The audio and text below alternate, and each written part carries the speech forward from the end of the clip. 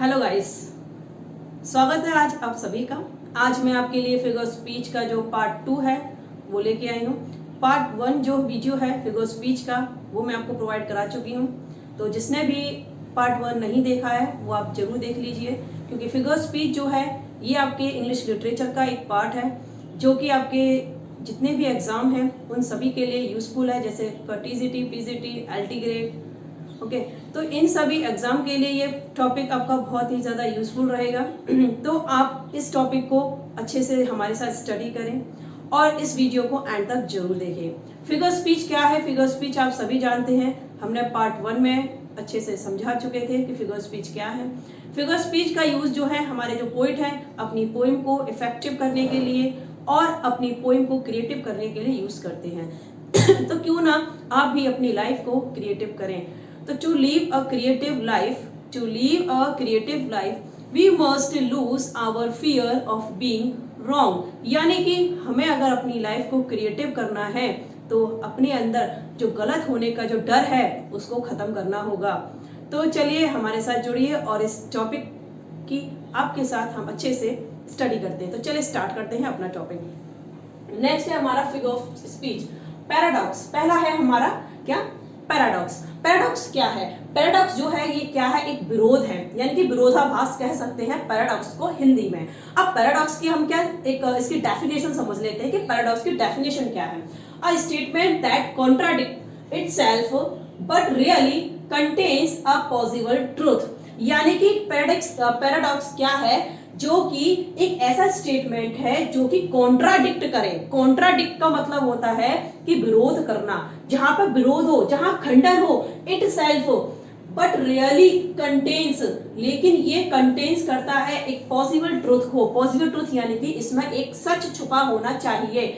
हम कभी किसी से नॉर्मली, या हम है या कोई भी है, नॉर्मली बिना सोचे समझे कोई भी बात ऐसी कह देता है जो कि कॉन्ट्राडिक्ट करती है एक दूसरे को, तो वो हमारा पैराडॉक्स नहीं है। बहुत ही सोच समझ के, बहुत ही समझदारी से, बहुत ही बुद्धि का इस्तेमाल करके जो भी बात कही जाती है जो एक दूसरे को कॉन्ट्राडिक्ट करे, वही है हमारा पैराडॉक्स। अब जैसे कि हमारा है cowards die many times before their death. अब ये एग्जांपल देख लेते हैं। Cowards die many time before their death, यानी कि जो कायर जो होते हैं वो अपनी मृत्यु से पहले मरते हैं, यानी कि अपनी मृत्यु से पहले कई बार मरते हैं। तो जैसे कि हम यहाँ कहें, क्या कोई व्यक्ति मृत्यु से पहले मर सकता है? नहीं मर सकता है। तो यहाँ पे क्या हो रहा है? यहाँ जो स्टेटमेंट कहा गया है वो क्या कर रहा है? वो एक दूसरे को क्या कर रहा है? कॉन्ट्राडिक्ट कर रहा है, यानी कि एक दूसरे का विरोध कर रहा है। Cowards die many times, cowards कई बार मरते हैं, बिफोर देयर डेथ अपनी मृत्यु से पहले। तो ये जो हमारी लाइन है, ये जो लाइन ली है ये हमने ली है जूलियस सीजर से। जूलियस सीजर की ये लाइन है। जूलियस सीजर आप सभी जानते हैं विलियम शेक्सपियर का एक प्ले है, जो कि ये लाइन खुद जूलियस सीजर ने ही कही थी। तो आप इसमें समझ चुके होंगे कि हमारा पैराडॉक्स क्या है, यानी कि मृत्यु से पहले मरना। अब मृत्यु से पहले कोई नहीं मर सकता, तो यहाँ पर एक तरीके से स्टेटमेंट में विरोध आ रहा है।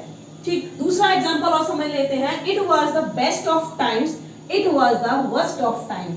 यानी कि एक तरफ तो यहाँ पे ये कहा गया है कि जो टाइम है ये क्या है? ये बेस्ट है। अब दूसरी तरफ कह रहे हैं ये जो टाइम है ये क्या है? वर्स्ट है। ठीक, एक तरफ टाइम को अच्छा बताया जा रहा है और दूसरी तरफ टाइम को वर्स्ट कहा जा रहा है, यानी कि बुरा कहा जा रहा है। तो अब यहाँ पर एक ही टाइम अच्छा और दूसरी स्टेटमेंट पर वही टाइम बुरा कैसे हो सकता है? अब नेक्स्ट लाइन और समझ लेते हैं। It was the age of wisdom, it was the age of foolishness. अब यहाँ देखिए, एक तरफ तो ये कहा जा रहा है कि ये जो युग चल रहा है वो क्या है? ये जो युग था वो किसका था? विजडम का। और दूसरी तरफ ये क्या है? It was the age of foolishness, और ये एज है वो किसकी थी? फुलिशनेस की, यानी कि मूर्खता की। और एक तरफ बुद्धि की बात कर रहा है। तो अब आप एक चीज बताइए कि यहाँ दोनों स्टेटमेंट एक दूसरे को खंडित कर रहे हैं। यस, कर रहे हैं। तो ये क्या है? ये पैराडॉक्स है। ये जो लाइन है ये किसकी है? ये हमारे चार्ल्स डिकेंस की लाइन है। ये किसकी लाइन है? ये चार्ल्स डिकेंस की लाइन है। इन्होंने अपनी ये line a tale of two cities में कही थी।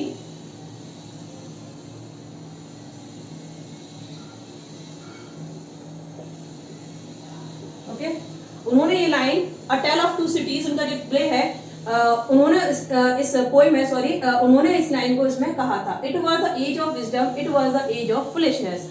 अब आप अच्छे से समझ चुके होंगे कि यहाँ जहां भी दो स्टेटमेंट के बीच में एक दूसरे को, यानी एक स्टेटमेंट दूसरे स्टेटमेंट को खंडित करे, विरोध करे, वो हमारा क्या है, पैराडॉक्स है। नेक्स्ट देखते हैं, वार is peace, freedom is slavery, ignorance is strength. ठीक, वार इज पीस, भाई युद्ध कैसे एक पीस हो सकता है, यानी कि शांति, युद्ध को हम शांति नहीं कह सकते। जब युद्ध शांति है तो फिर युद्ध ही क्यों है। फ्रीडम इज स्लेवरी, फ्रीडम अगर स्लेवरी है तो स्लेवरी फिर फ्रीडम ही क्यों है वो। इग्नोरेंस इज स्ट्रेंथ, इग्नोरेंस यानी कि अज्ञानता जब एक शक्ति है, एक पावर है, एक स्ट्रेंथ है, तो फिर वो इग्नोरेंस ही क्यों है। यानी कि आप समझ सकते हैं कि यहाँ देखिए, एक तरफ बात तो कही जा रही है लेकिन दूसरी तरफ उसी बात को खंडित कर दिया गया। तो यह दो स्टेटमेंट एक दूसरे को खंडित करते हैं। नेक्स्ट देखते हैं, fair is fall and fall is fair. ये जो लाइन है ये मैकबेथ से ली गई है, जो मैकबेथ प्ले है ये उससे ली गई है। मैकबेथ प्ले आप सभी जानते हैं, विलियम शेक्सपियर का एक प्ले है, जिसमें कि थ्री विचेस जो हैं वो ये लाइन कहती है, fair is fall and fall is fair, यानी कि अच्छा जो है वो बुरा है, यानी गलत है, और जो गलत है वो अच्छा है। यानी तो अब आप एक बताइए कि अच्छा बुरा है तो बुरा अच्छा कैसे हो सकता है।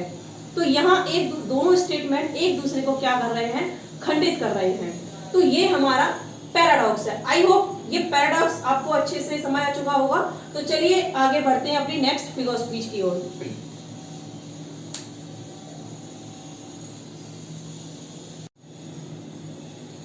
नेक्स्ट है हमारा ऑक्सीमोरन। ऑक्सीमोरन जो है हमारा, इसको हम शॉर्ट पैराडॉक्स भी कह सकते हैं।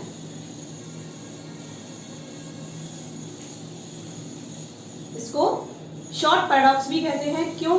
क्योंकि पैराडॉक्स में दो स्टेटमेंट होते हैं और ऑक्सीमोरन में दो वर्ड्स होते हैं। ठीक, ऑक्सीमोरन क्या है, यानी कि इसको भी हम विरोधाभास कहते हैं। जैसे कि हमारा an oxymoron is figure of speech usually one और टू वर्ड्स, वन और टू वर्ड्स। वहां क्या था, पैराडॉक्स में क्या था, स्टेटमेंट थे। यहाँ जो है वर्ड्स हैं, in which seemingly contradictory terms appear side by side. यहाँ दो वर्ड्स होते हैं जो कैसे हमें दिखाई देते हैं, साइड बाय साइड, यानी कि एक दूसरे के बराबर में। तो ये है हमारा ऑक्सीमोरन। अब ऑक्सीमोरन यानी कि इसमें भी जो वर्ड है एक दूसरे को कॉन्ट्राडिक्ट करते हैं, और ये जो वर्ड है एक ही पर्सन, एक ही व्यक्ति, यानी सॉरी एक ही पर्सन एक ही थिंग्स के लिए यूज किए जाते हैं। अब एग्जांपल के थ्रू और समझ लेते हैं। तो जैसे कि हमारा it is an open secret. अब यहाँ आप देख सकते हैं ओपन और सीक्रेट। भाई जब वो सीक्रेट है तो ओपन कैसे हो सकता है, जब वो सीक्रेट है तो ओपन नहीं हो सकता। तो ये क्या है, ये हमारा ऑक्सीमोरन, ये हमारा एग्जांपल है ऑक्सीमोरन। तो आप देख सकते हैं एक हमारा वर्ड यहाँ है और दूसरा हमारा वर्ड यहाँ है, और ये क्या है, एक दूसरे के क्या है, साइड बाय साइड। नेक्स्ट देखिए, his failure was the result of his carelessness, यानी कि केयरफुल और केयरलेसनेस। केयरफुल और केयरलेसनेस ये किसके लिए यूज हुआ है, सिर्फ हिज एक पर्सन के लिए यूज हुआ है, यानी कि एक ही थिंग्स और एक ही पर्सन के लिए दो वर्ड्स एक दूसरे को कॉन्ट्राडिक्ट करें, वही हमारा क्या है, ऑक्सीमोरन है। नेक्स्ट देखते हैं, the carpenters left the bench completely unfinished. अब यहाँ कंप्लीटली वर्ड और अनफिनिश्ड वर्ड ये दोनों ही एक दूसरे को क्या करते हैं, यानी कि एक दूसरे के क्या है, ये अपोजिट हैं, एक दूसरे को कॉन्ट्राडिक्ट करते हैं। द कारपेंटर्स लेफ्ट, यानी कारपेंटर ने जो टेबल बेंच जो बनाई इसमें पूरी तरीके से अनफिनिश्ड की। ठीक, अब नेक्स्ट देखिए, सारा at the whole piece of pie. Whole और पीस, जब कोई चीज होल है तो पीस कैसे हो सकती है, पीस है तो होल कैसे हो सकती है। ठीक, तो यहाँ दो वर्ड है, एक होल है एक पीस है, यानी कि ये दोनों वर्ड एक दूसरे को कॉन्ट्राडिक्ट कर रहे हैं, एक दूसरे का विरोध कर रहे हैं। नेक्स्ट देखिए, the new kittens enjoyed being alone together. जब वो अलोन है तो टुगेदर कैसे हो सकता है। ठीक, ये न्यू किटन्स यानी कि जो बिल्ली का जो बच्चा है, जो नया बच्चा है, उसने एंजॉय किया, अलोन टुगेदर, अलोन और टुगेदर। तो यहाँ देखिए दो वर्ड्स हैं जो कि किटन के लिए किटन्स के लिए यूज किए गए हैं। तो ये हमारा ऑक्सीमोरन है। आई थिंक ऑक्सीमोरन की भी आपको अच्छे से जो इसकी डेफिनेशन है, जो इसके एग्जाम्पल्स हैं, उन सब के आप अच्छे से समझ चुके होंगे। तो चलिए अब नेक्स्ट बढ़ते हैं अपनी फिगर स्पीच की ओर। तो आप स्क्रीनशॉट लेना चाहें तो आप इसका स्क्रीनशॉट ले सकते हैं।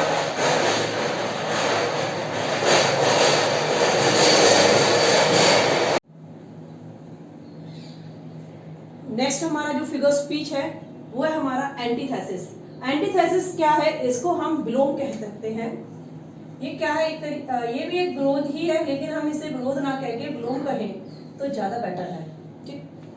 Antithesis is a contrary of opposite opinion, concept और कैरेक्टरिस्टिक्स। यानी कि इसमें क्या होता है, इसमें जो कॉन्सेप्ट होते हैं, जो हमारे ओपिनियन होते हैं, जो हमारे कैरेक्टरिस्टिक्स हैं, कुछ विशेषताएं ऐसी होती हैं जो कि अपोजिट होती हैं। यहाँ भी आप दो स्टेटमेंट देख सकते हैं। स्टेटमेंट हमारा पैराडॉक्स में भी था और स्टेटमेंट हमारे यहाँ भी है। पैराडॉक्स में जो स्टेटमेंट थे वो एक दूसरे को क्या करते हैं, खंडित करते हैं, एक दूसरे को विरोध करते हैं। लेकिन यहाँ जो स्टेटमेंट हैं वो एक दूसरे को खंडित नहीं करते हैं। दोनों ही स्टेटमेंट अपनी अपनी जगह पर क्या है, सही है। क्या है, दोनों ही स्टेटमेंट अपनी अपनी जगह क्या है, सही है। तो ये हमारा क्या है, एंटीथेसिस, यानी कि जहां दोनों अपनी बात अपनी तरीके से, सही तरीके से कहते हैं और जहां एक दूसरे को खंडित करें, पैराडॉक्स। तो चलिए एग्जांपल देख लेते हैं। Speech is silver but silence is golden. यानी कि स्पीच को सिल्वर कहा गया है, यानी कि सिल्वर की तरह स्पीच क्या है, एक सिल्वर की तरह है, चांदी की तरह है, और साइलेंस क्या है, एक सोने की तरह है। ठीक, तो आप यहाँ देख सकते हैं दोनों ही स्टेटमेंट अपनी अपनी जगह सही हैं। स्पीच इज सिल्वर, ठीक है, स्पीच जो है चांदी की तरह, ये भी स्टेटमेंट सही है। साइलेंस इज गोल्डन, यानी कि साइलेंस जो है वो क्या है, एक गोल्डन की तरह है, ये भी स्टेटमेंट हमारा सही है। यानी कि इसमें दोनों जो स्टेटमेंट है दोनों ही करेक्ट होते हैं, एक दूसरे का कोई विरोध नहीं करता। नेक्स्ट देखिए, many are called but few are chosen. यानी कि बहुत से लोग बुलाए गए लेकिन फ्यू आर चूजन, उसमें से कुछ ही चूज किए गए थे। जैसे कि मैनी और फ्यू, आप देख सकते हैं यहाँ मैनी आर कॉल्ड, ये हमारा एक स्टेटमेंट है और सेकंड हमारा स्टेटमेंट है फ्यू आर चूजन। तो यहाँ दोनों ही स्टेटमेंट अपनी अपनी जगह सही है, दोनों एक दूसरे को खंडित नहीं कर रहे हैं, दोनों बस अपनी अपनी बात कह रहे हैं। तो ये एंटीथेसिस। नेक्स्ट देखिए, to err is human, to forgive divine. यानी कि गलती कौन करता है, मानव करते। एक हमारा स्टेटमेंट ये है, गलती कौन करता है, मानव करते हैं। टू फॉरगिव डिवाइन, और माफ कौन करता है, ईश्वर माफ करता है, यानी कि क्षमा कौन करता है, ईश्वर करता है। तो यहाँ दोनों स्टेटमेंट अपनी जगह सही है। एक फॉरगिव, आप देख सकते हैं अपोजिट है, फॉरगिव और एरर, यानी कि एक तरफ क्षमा करने की बात हो रही है और दूसरी तरफ गलती करने की बात हो रही है। तो लेकिन अपोजिट तो है, लेकिन स्टेटमेंट दोनों अपनी अपनी जगह सही है। नेक्स्ट देख सकते हैं, give every man the year but few the voice. यानी कि गिव एवरी मैन, यानी कि सभी से क्या कहा जा रहा है कि सभी मेरी सुने, लेकिन फ्यू द वॉइस, लेकिन कुछ ही जो है बोले। ठीक, तो यानी कि कहने का मतलब यहाँ भी आप देख सकते हैं कि यहाँ भी हमारा एंटीथेसिस है, दोनों ही स्टेटमेंट अपनी जगह सही हैं। तो चलिए एंटीथेसिस आई थिंक समझ आ चुका होगा। तो चलिए अब इनमें थोड़ा सा इनमें डिफरेंस समझ लेते हैं इन तीनों में, एक पैराडॉक्स, एंटीथेसिस और ऑक्सीमोरन। इन तीनों का मैंने तीन एग्जांपल लिखे हैं, तो आप अच्छे से और इनके अंदर जो भी डाउट था वो भी क्लियर हो जाएगा। जैसे कि हम पढ़ते हैं, we had everything before us. We had everything, हमारे पास सब कुछ है, and we had nothing before us, और हमारे पास कुछ नहीं था। एक तरफ वो कह रहा है कि हमारे पास सब कुछ है, यानी कि हमारे सामने जो भी है सब कुछ है, और दूसरी तरफ वो कह रहा है हमारे पास जो भी था वो कुछ नहीं था। नथिंग, एक तरफ नथिंग कह रहा है कुछ नहीं था, दूसरी तरफ कह रहा है एवरीथिंग, यानी कि सब कुछ था। अब आप एक बात समझ सकते हैं यहाँ कि जब उसके पास सब कुछ था तो उसके पास कुछ भी कैसे नहीं हो सकता है।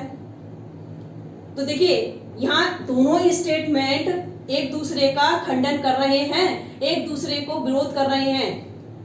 तो ये क्या है हमारा, ये होता है हमारा पैराडॉक्स।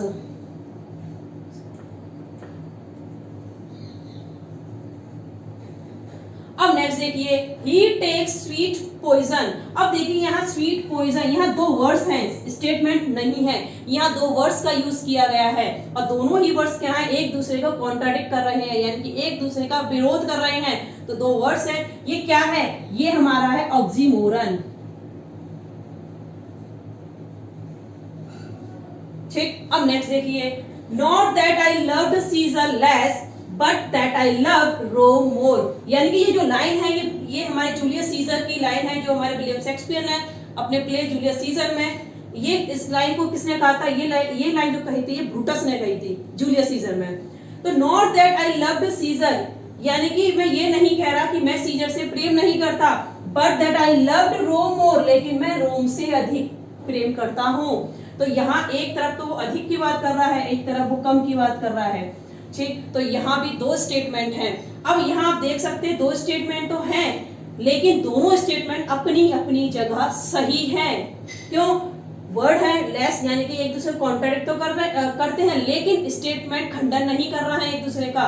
क्योंकि एक तरफ वो कह रहा है कि मैं सीजर से प्रेम तो करता हूं लेकिन कम करता हूं, आई लव्ड रोम मोर, लेकिन रोम से ज्यादा करता हूं। तो गलत तो कहीं नहीं है, दोनों स्टेटमेंट अपनी अपनी बात कह रहे हैं। तो ये कौन सा है? ये हमारा है एंटीथेसिस।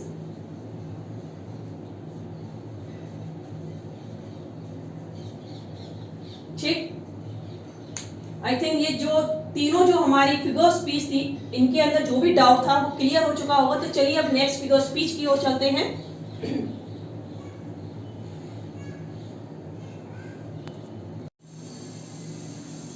नेक्स्ट फिगर स्पीच है ओनोमेटोपोइया।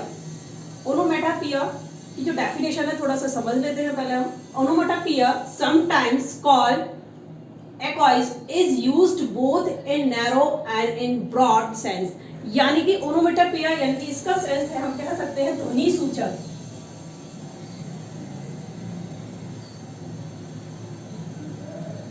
ध्वनि सूचक यानी कि जहां जिस भी सेंटेंस में, जिस भी लाइंस में हमें ध्वनि की साउंड आए, ठीक, तो वो क्या है? वो है हमारे ओनोमेटोपोइया। अब जैसे कि यहाँ क्या कहा गया है कि ओनोमेटोपोइया समटाइम्स कॉल echoes। echoes का मीन्स होता है हमारा प्रतिध्वनि, यानी कि जहां हम कोई ध्वनि सुने। यूज इन बोथ नैरो, यानी कि वो जो हमारे जो लाइन है वो नैरो भी हो सकती है एंड ब्रॉड सेंस में भी हो सकती है। जो हमारे जो कॉन्सेप्ट है वो नैरो भी हो सकता है, ब्रॉड भी हो सकता है। तो चलिए एग्जांपल के थ्रू और समझ लेते हैं इसको। बजिंग ऑफ बीज, बजिंग ऑफ बीज, जो बीज है यानी कि जो मक्खियां हैं, जो वो क्या कर रही है? वो कर रही है बजिंग। बजिंग जो है मक्खियों की साउंड को कहा जाता है। हिसिंग ऑफ स्नेक्स, स्नेक की जो साउंड है उसे कहते हैं हम हिसिंग। तो हिसिंग ऑफ स्नेक्स, तो स्नेक का हिसिंग करना। Lines, roaring of lines, roaring यानी कि शेर का दहाड़ना। कैकलिंग ऑफ डक्स, यानी कि डक्स जो साउंड देता है वो कैकलिंग, उसको कैकलिंग कहते हैं। तो ये तो हमारे नैरो कुछ हमने फ्रेजेस के थ्रू बताया है। तो चलिए एक जो लाइन्स है वो भी समझ लेते हैं ओनोमेटोपोइया की। The moan of dove in memorable elms and murmuring of innumerable bees. यानी कि कहने का मतलब है कि यानी कि डब्स, डब्स यानी कि यहाँ कहा गया है पिजन, यानी कि कबूतरों को। कबूतर जो है वो क्या करते हैं? वो बिलाव कर रहे हैं। मोन का मतलब होता है बिलाव। ठीक, यहाँ पे कबूतर क्या कर रहे हैं? वो बिलाव कर रहे हैं। एंड इन इमेमोरेबल एम्स, यानी कि अनादि काल से। ठीक, एंड मर्मरिंग ऑफ इननंबरेबल बीज, इननंबरेबल का मतलब होता है असंख्य जो मधुमक्खियां हैं वो क्या कर रही हैं? वो मर्मरिंग यानी कि बड़बड़ा रही हैं। तो आप यहाँ देख सकते हैं मौन यानी कि बिलाव करने में भी एक साउंड आती है और मर्मरिंग यानी कि बड़बड़ाने में भी एक साउंड निकलती है। तो यहाँ साउंड से मतलब है हमारा ओनोमेटोपोइया। ओनोमेटोपोइया में साउंड हमारे आप देख सकते हैं। तो जैसे कि इननंबरेबल बीज यानी कि असंख्य मधुमक्खियां। तो ये जो लाइन है ये हमारी किससे ली गई है? ये ली गई है टेनिसन। टेनिसन का एक प्ले था जिसका नेम था कम डाउन ओ मेड। ये जो लाइन है, ये जो दोनों लाइन है हमारे, ये टेनिसन की एक वर्क था कम डाउन ओ मेड, उसी से लाइन है। तो आप यहाँ इस लाइन में और इस इन फ्रेजेस में आप साउंड को देख सकते हैं। तो इसीलिए हम कहेंगे कि ये जो है हमारा ओनोमेटोपोइया है। तो आई होप आपको ये भी अच्छे से समझ आ चुकी होगी। तो चलिए नेक्स्ट बढ़ते हैं नेक्स्ट फिगर ऑफ स्पीच की तरफ।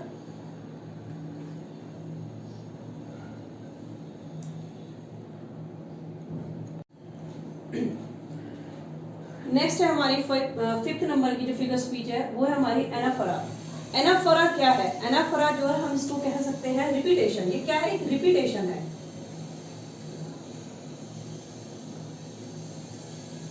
ये रिपीटेशन होता है किसका? एक वर्ड का। तो डेफिनेशन के थ्रू समझ लेते हैं। यूजिंग अ प्रोनाउन और सिमिलर वर्ड, यानी कि कोई प्रोनाउन या similar word instead of repeating a word used earlier, यानी कि एक ऐसा प्रोनाउन या एक ऐसा वर्ड जो कि रिपीट हो, वो क्या है हमारा? वो है हमारा एनाफोरा। अब एनाफोरा का एग्जांपल देख लेते हैं। जैसे कि हमारा आई केम, I saw, I conquer.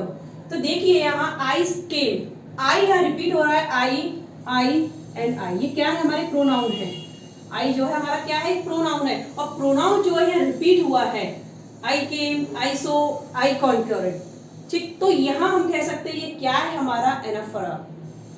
Next देखिए, in every cry of every man, in every cry of every man, in every infant's cry of fear, in every voice, in every ban. तो आप देख सकते हैं इन एवरी, यानी कि ये जो है हमारा एनाफोरा जो है एक वर्ड्स, यानी कि एक हम फ्रेज कह सकते हैं, वर्ड कह सकते हैं, जो कि जो बिगिनिंग में यूज किए जाते हैं उन्हीं को रिपीट करके यूज किया जाता है। तो एक टेक्निक है ये हमारी, एक टेक्निक कह सकते हैं, जो कि हमारी जो लाइंस होती है, जो वर्ड्स होते हैं, उनकी बिगिनिंग में जो हम सेम वर्ड को रिपीट करते हैं, वो हमारा क्या है? वो एनाफोरा है। In every, in every, in every. ठीक, तो ये क्या है? हमारा एनाफोरा है। ठीक, आई होप ये हमारी जो 5 फिगर स्पीच थी उन सब की आपने स्टडी बहुत अच्छे से कर चुके हैं। तो आप स्क्रीनशॉट ले सकते हैं।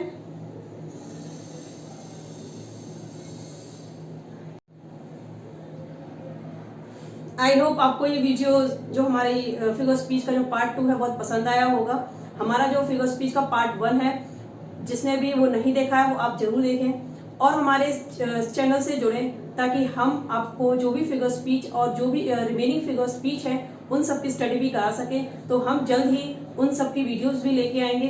तो आप हमारे चैनल को सब्सक्राइब करें, लाइक करें और शेयर करें। Thank you for watching.